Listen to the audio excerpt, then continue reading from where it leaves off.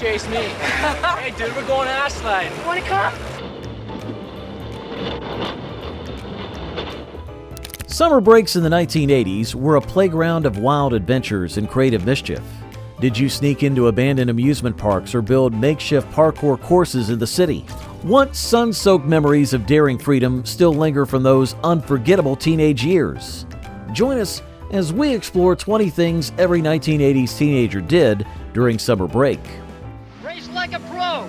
It's great. These are the most amazing rides in the world. Amusement parks in the 1980s attracted adventurous teenagers who enjoyed sneaking in at night. With their silent rides and empty pathways, these parks became exciting playgrounds.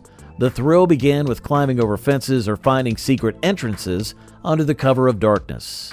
Inside, the teens explored eerie, deserted attractions. Roller coasters, Ferris wheels, and bumper cars, usually filled with people, stood silent, adding to the excitement. The teens dared each other to climb onto rides or check out the haunted houses. They also tried to avoid security patrols, making the experience more thrilling. Staying quiet and moving quickly, they hid behind structures or ducked into shadows whenever they heard footsteps or saw flashlights.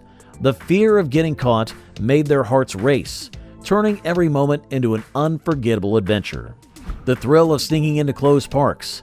How did teens unleash their creativity next? Let's explore the fascinating world of Rube Goldberg machines. Stop at switch start! Throw switch! Pull up to the DeLorean! Pushing the DeLorean! Rube Goldberg machines brought joy to many teenagers in the 1980s. Inspired by movies and TV shows, these machines were created to perform simple tasks in complicated ways. Teens spent hours collecting household items like marbles, dominoes, toy cars, and string to build these intricate devices.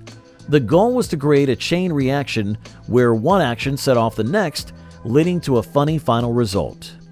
Building these machines was as enjoyable as watching them work. It required creativity, patience, and some engineering skills. Teens sketched their ideas, tried different setups, and made adjustments to ensure everything functioned smoothly. Seeing a marble roll down a ramp and trigger events brought great satisfaction. These machines were not just entertaining, they also helped develop problem-solving skills and encouraged teamwork as friends collaborated by sharing ideas and materials for their projects. Here we go. 3, 2, 1.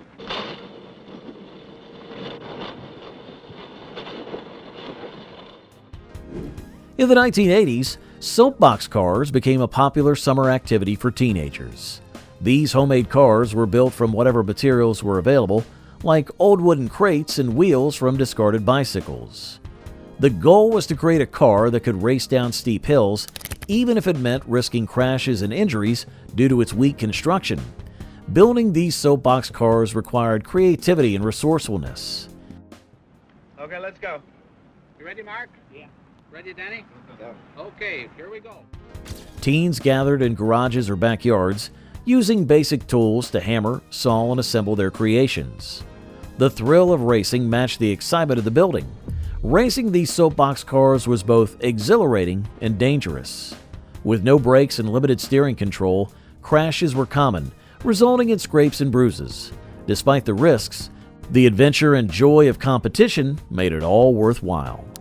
Just to kind of track them, see how long they lasted. And as we were driving down the highway, we could see cars pulling over to the side of the road filming. In the 1980s, some teenagers found a creative way to have fun during their summer breaks by staging fake UFO landings. They used fireworks, flares, and clever lighting to create impressive scenes in remote fields that looked like an alien spacecraft had landed. The teens carefully planned these pranks, choosing hidden spots to keep the mystery alive and ensure no one disturbed their setup before the big reveal. When everything was ready, they lit the fireworks and flares, producing bright lights and loud sounds that could trick anyone into thinking they saw a UFO. Strange lights in the sky drew the attention of local UFO fans and even news reporters who hurried to the scene, hoping to witness something out of this world. These fake landings sparked excitement, leading people to speculate about aliens and life beyond Earth.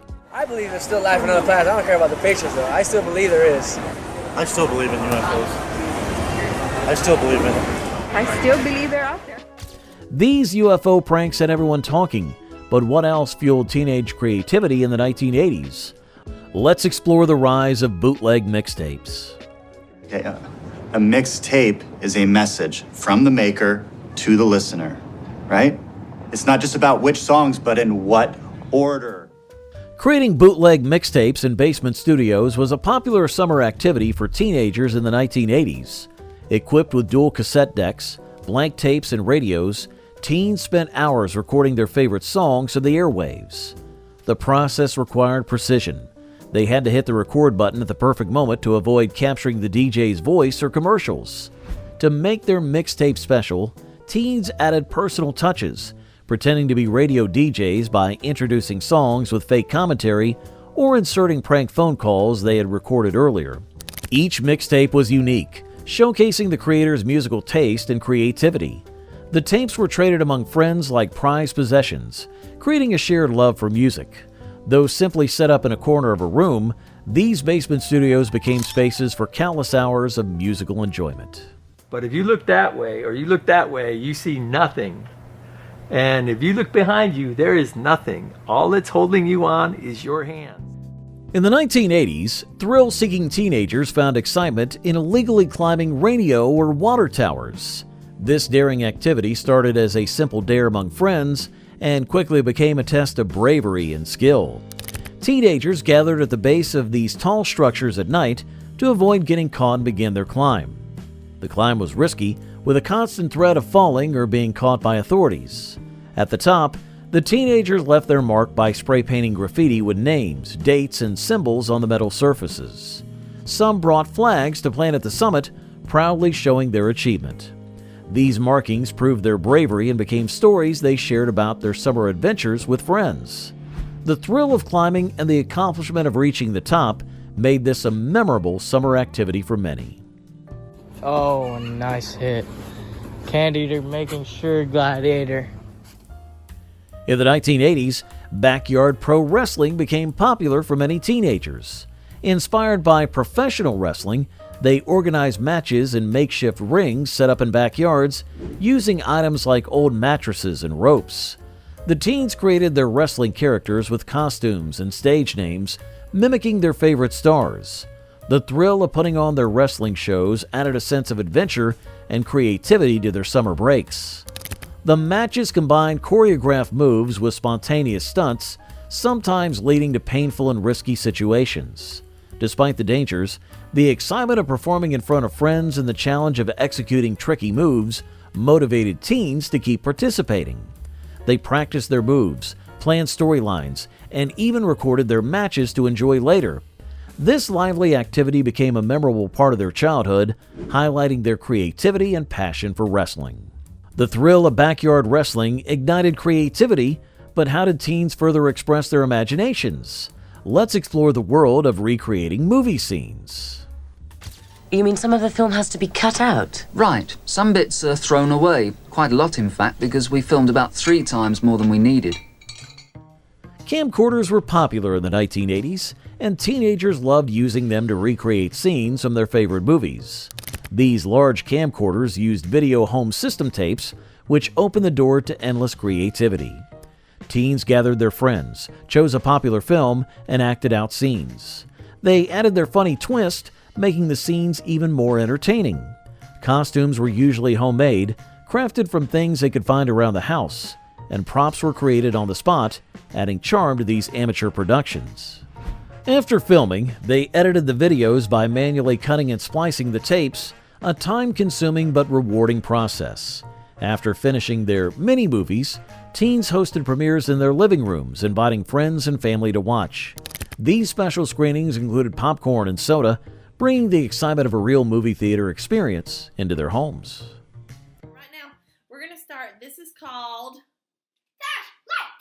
Flashlight Tag. Flashlight tag was one of the exciting summer break activities for teenagers in the 1980s. As the sun set and darkness filled the golf courses, teens would sneak in, turning the peaceful greens into their playground. Armed with flashlights, they divided into teams and played intricate tag games. The goal was simple: avoid being caught by the other team while navigating the course's bunkers, fairways, and ponds. The thrill of flashlight tag came from the challenge of moving quietly in the dark. Teens had to be fast and stealthy, using the landscape to their advantage. Bunkers became great hiding spots, fairways offered paths for escape, and ponds served as tricky obstacles to avoid. This blend of excitement and strategy created unforgettable summer nights as laughter and shouts echoed through the night air, making flashlight tag a cherished memory for many who played. The next time he'll chase me. Hey dude, we're going ass sliding. You wanna come? No, ass sliding with you guys? I'm gonna wait for my ass sliding with somebody special, you know? In the 1980s, DIY BMX stunt tracks became a popular summer activity for teenagers. They gathered in empty lots or backyards, equipped with shovels and a strong desire to create. The teens worked hard, digging up dirt and building ramps to turn these spaces into BMX tracks. This involved hauling dirt and shaping jumps and turns, which required much effort. The result was an exciting place to practice and show their skills with daring tricks. These homemade tracks provided the perfect environment for the teens to demonstrate their BMX talents. They spent countless hours refining their jumps, flips, and stunts, pushing their bikes and limits. Each track included different obstacles such as dirt mounds, wooden ramps, and makeshift bridges, showcasing the creativity and resourcefulness of the teens who built them. Each creation reflected their individuality and spirit.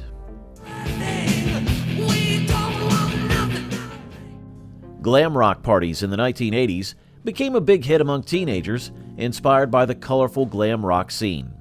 These parties were about extravagant outfits, featuring big hair, bright makeup, and energetic performances. Teens dressed up like their favorite bands such as Kiss, David Bowie, and Twisted Sister, creating an exciting atmosphere. Preparing for these parties was an event in itself. Teens searched their closets for their wildest clothes and borrowed old wardrobes from their parents. Sequins, leather, and spandex were popular choices. Hair was teased to incredible heights, and makeup included bright colors and glitter. The goal was to look as flashy as possible. At the parties, teens lip-synced or pretended to play guitar to their favorite glam rock songs. They set up makeshift stages in basements or backyards with homemade lighting. These performances included music, dramatic gestures, and antics, making every show a memorable experience. Glam rock parties set the stage for wild fun. What thrilling adventures await with Nerf Wars? Let's explore. Let's split up. I'll go down there. You go up there. I'll meet you at the bottom, okay? Nerf Wars became a popular summer activity for teenagers in the 1980s. Armed with early Nerf guns and foam darts, they split into teams to create exciting battles across neighborhoods. These wars required careful planning, as teams used walkie-talkies to coordinate their moves and strategies. To prepare for a Nerf war, teens picked the best locations, such as parks, backyards, and streets, turning them into battlegrounds. They built bases using cardboard boxes and other items for cover.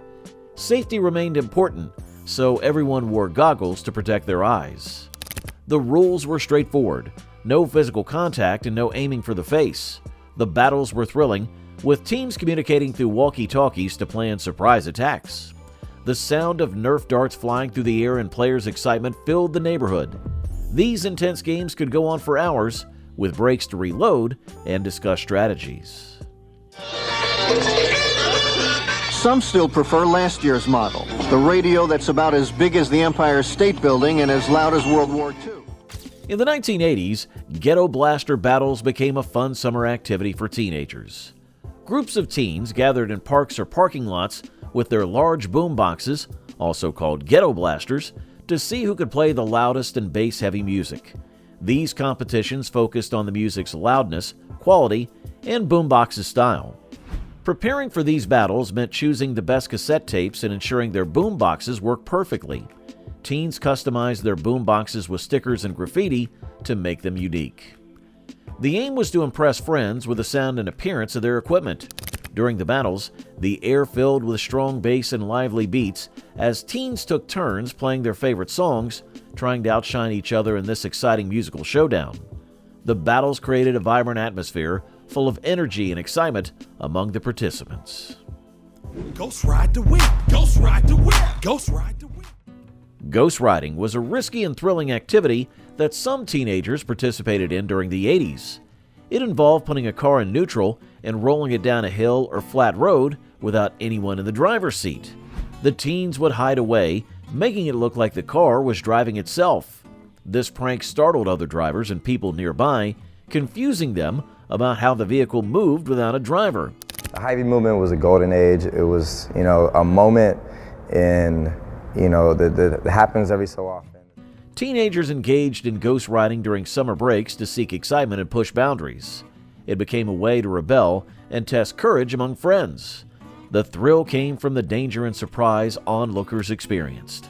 This activity was illegal and very dangerous as it could lead to accidents and injuries. In the 2000s, the term ghost riding became more popular with the rise of the hippie movement in Northern California, which included dancing beside a moving car. Reattach the hook and loop and it's back to a cuddly animal. It's fun and easy. Playtime, sleep time, anytime.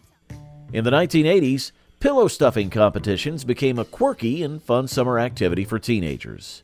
Participants filled pillows with strange items like water balloons, food, or small toys in these events, aiming to create the most surprising and entertaining pillow possible.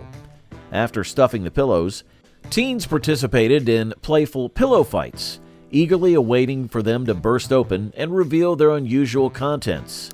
These competitions allowed teens to show their creativity and engage in harmless fun. The excitement of discovering what each pillow held added a thrilling surprise. Friends gathered in backyards or living rooms, laughing and cheering as the pillows exploded, creating a messy but unforgettable scene. The combination of creativity, friendship, and playful chaos made these summer competitions a cherished memory for many. These playful competitions brought joy and creativity, but what other quirky summer activities captivated teens?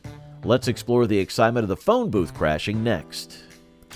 A college in South Africa had put so many people into a phone booth, so out of a prank they used the dorm phone. Phone booth crashing was a fun activity for teenagers in the 1980s.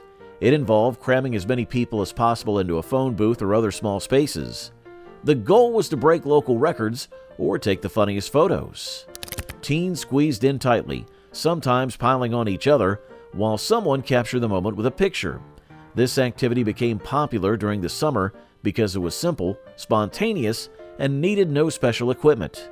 It focused on teamwork, creativity, and friendly competition.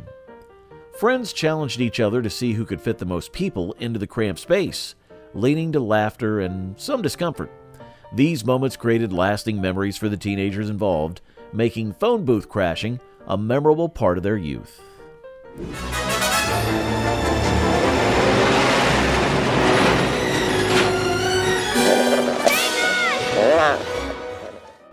In the 1980s, bike jumps inspired by the famous scene from E.T. the Extraterrestrial became popular among teenagers. They created ramps using wood planks and bricks to catch as much air as possible, just like Elliot and E.T. did in the film. These thrilling jumps frequently ended with dramatic crashes, adding to the excitement of the experience. Groups of teens gathered in their neighborhoods, cheering each other on as they took turns attempting the jumps. The more daring ones tried to impress their friends by performing tricks like lifting the front wheel or twisting in the air. Early camcorders became more available, allowing them to record their jumps.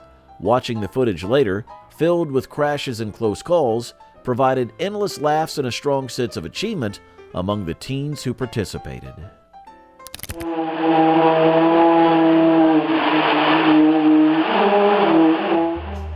Homemade hovercrafts became a popular project for tech-savvy teenagers in the 1980s. They used old vacuum cleaner motors and plywood to create these interesting machines that could glide over different surfaces. The teenagers faced many challenges as they experimented with ways to generate enough lift for the hovercrafts to float. The outcome was usually a noisy, sputtering machine that barely lifted off the ground. These do-it-yourself hovercrafts were made by attaching a vacuum cleaner motor to a plywood base. The engine blew air beneath the plywood, creating a cushion that allowed the hovercraft to hover just above the ground. Teenagers used plastic sheeting or old shower curtains to trap the air and improve lift to make a skirt around the base. Through their creativity and determination, these young inventors learned valuable lessons in engineering while having fun with their unique creations. These homemade hovercrafts spark creativity, but what unique treasures could teenagers find dumpster diving? Let's explore. The dumpster's singing to me. Ooh, something there. In the 1980s, dumpster diving challenges occurred during summer breaks. This fun activity had teenagers competing to find the weirdest or most valuable items in local dumpsters. The excitement of searching for hidden treasures made it a thrilling adventure. Groups of teens would gather at night, equipped with flashlights and gloves, ready to explore. They aimed to discover unique treasures, including old toys, vintage clothing, discarded electronics, and furniture. The stranger the find, the better. Many of these items became quirky gifts for friends or were used as unusual decorations in their rooms. The thrill of uncovering hidden gems made these adventures memorable and added a sense of creativity to their summer fun. Yes, this is some slime that you have to dive right on through. You grab that flag, you go under that bar, and you run over here to obstacle number 4, which is Kid Wash. Now, in the 1980s, before parkour became a well-known sport, teenagers created urban obstacle courses during summer breaks. This activity, creating urban parkour courses, had teens challenge each other to jump, climb, and flip over walls, fences, and rooftops. The excitement of navigating these makeshift courses added adventure to their summer days. Teens scouted their neighborhoods for the best spots to set up their courses, choosing areas with many walls, railings, and other structures to climb and leap from. They competed to see who could complete the course the fastest or perform the most impressive stunts. This led to trial and error, with many teens getting scrapes, bruises, and even broken bones. Despite the risks, these urban parkour courses were popular for teens to test their physical limits and show their agility and creativity.